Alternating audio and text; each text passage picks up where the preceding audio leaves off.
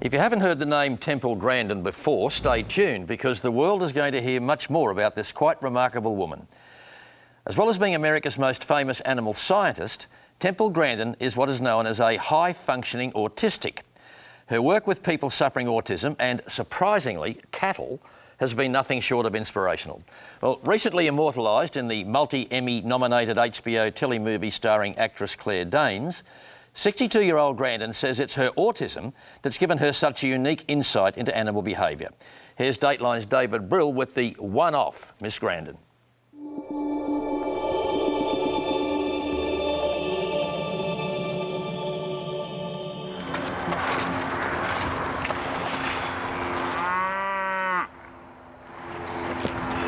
See if they come up. They just stay still, maybe they come up. No, you can't have it. If I was just to jump up suddenly, they would jump back. And then if I just stood here quietly or sat here quietly, they gradually come up to me. You know, they can either be kind of in seek mode or in fear mode. If I make a lot of rapid motion, then that tends to scare them. If I stand up, they won't come up as close. If I lay down on the ground, they'll lick you. Animals are attracted to new things. New things are both scary and attractive.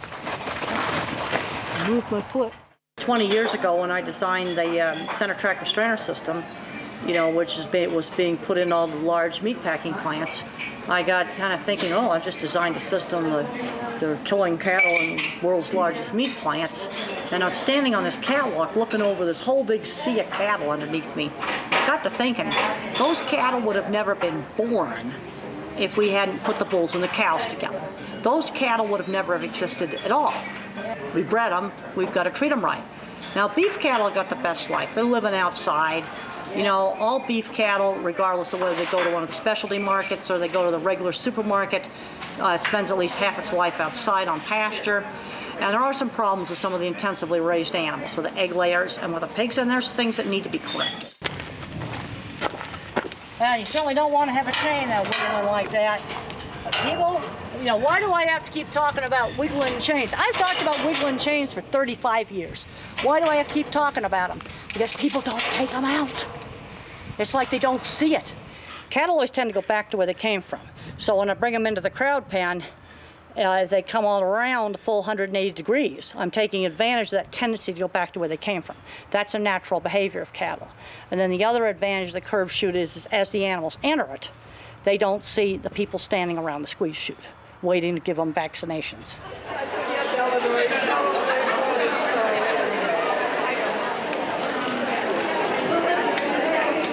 She signed that book? She signed this book. What do you think of her? Right there. She's amazing. She's been an amazing inspiration. I work with horses and people on the spectrum, and she has helped me understand autism more than just about anybody else. Because she sees it through the eyes of animals and kids, and it's just incredible. Okay, and this goes to Jake. I noticed a young boy, he was autistic. He came up and he was looking at Temple like she was a rock star or a movie star. There really is that attitude right now. That's all yours. Okay. Temple was always a huge attraction and admired in the autism world. But since the movie, it's just become literally rock star status.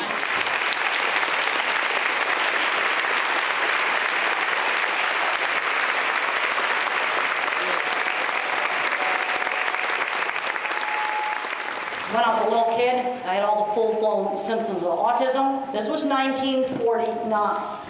And, you know, not much was known about autism. I had no speech, I constantly screamed. But fortunately, I had very good teachers. I had lots of hours of early intervention. My mother hired a nanny who spent hours playing turn-taking games. Me and my sister, we got to teach these little kids turn-taking. Now, the movie does an absolutely fantastic job of showing how my mind works visually, and the sensory problems and the anxiety. My name is Temple Grandin. I'm not like other people. I think in pictures, and I connect them. I know my system will work because I've been through it 1,000 times in my head. I can see a chute just as the cattle will because that's something my autism lets me do. The cattle will go through a series of solid curves, and the floor is solid too, grooved. The chute gets smaller, but the cattle won't mind. They don't see any danger. They think they're just getting into another truck. The stairway leads them gently upwards. The floor becomes a conveyor. A rest rises up to meet their chests, so they're comfortably carried. They'll be very calm. LaWanda Starks. LaWanda. So it'd be 5:30 to do remote talk, and I could get my PowerPoint sent in. And what time would the evening meeting be? Yeah, bye. Just quickly, Temple, since the film, has the workload doubled? Or Yes, it has. It definitely has doubled. what's going to happen when it comes out on DVD as well? Well, I don't know. Do you think you might need a secretary? Well, I already have a secretary, but I find that it's easier for me to do my own calendar. It's just a whole lot easier. Hey, Temple. This here's Red Harris from Cattle Magazine. Very nice to meet you, Mr. Harris. Yeah, well, Red, he can't make it. Okay, in the movie, you showed Claire Danes before I took antidepressant medication, and I was nervous. I can tell you, I would have loved to have done without that 20 years of having those horrible nerves. That was like being in a constant state of stage fright all the time, a constant state of, imagine if the airport was full of poisonous snakes. You'd constantly be going, here, come out of that post, it would just be horrible. And that's helped that, of course. Oh yeah, it made it go away. Hi, this is Temple Grandin returning your call. How many days a week would you be on the road? 5.5. 5.5? Yeah. On the road a whole lot.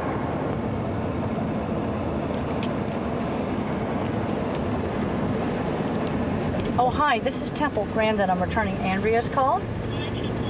Hi. Oh, hi, Andrea. How are you? I'm fine. How about yourself? I'm very good, thank you. Great episode. I couldn't believe it. That's amazing. Just couldn't believe it.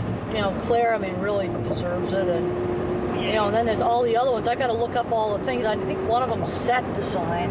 And I have to say that's one of the ones I'd really like to get because my dip that would win an Emmy. Yeah, and these are some of my awards over there. And those are the awards that don't go on the wall. Right. And the wall awards I've got over there. This is from the Meat Hall of Fame. This is the director's chair back from the movie, and those are 2 pins that Claire wore in the movie. This came from Australia, and he's made in Australia. And I got him from Australia. And one of the things I've liked to do when I go to another country is get a little animal to bring back home from each country.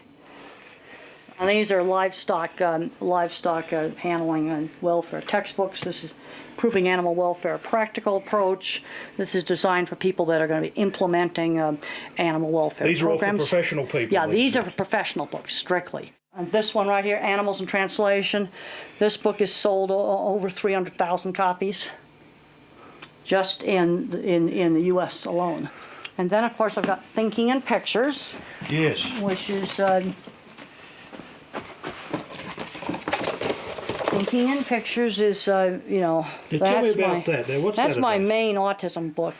This originally came out in the mid '90s, updated in 2006, and this is the book where I interviewed other people and I found out that other people thought differently than I thought. So, Temple, but there was no one to tell you that other people didn't think like you. Well, I didn't know until I wrote Thinking in Pictures, and I started asking other people about how they think. And then that's when I found out that my thinking was really, really different. Gradually I got more and more insight What a great advantage. How my thinking was different. The thing is, to solve problems in the world, we need to have different kinds of minds. Temple, what you went through as a young person, particularly in school of growing up, very important news of kids bullying you. Did you manage to get rid of that insecurity that would have caused? It was really bad. Teenage years were the worst part of my life. I was absolutely, completely miserable as a teenager and was teased. I was called workhorse and bones and buzzard woman and all kinds of bad things like that. And you know, and the refuges I'd have away from teasing were things like the horseback riding and the science lab. You know, the students doing those activities were not involved in the teasing. This is why it's so important to get the quirky kind of kids involved in the shared interest things. Computer programming, robotics, art, band, drama club, journalism, all of those special interest things.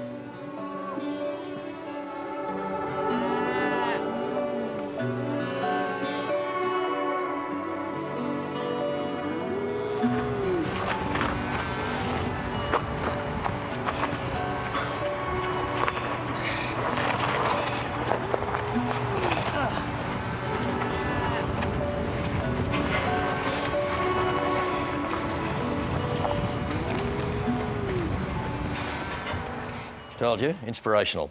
This week, medicos in London reported that they've developed a brain scan that could offer a more straightforward, quote-unquote, diagnosis of autism.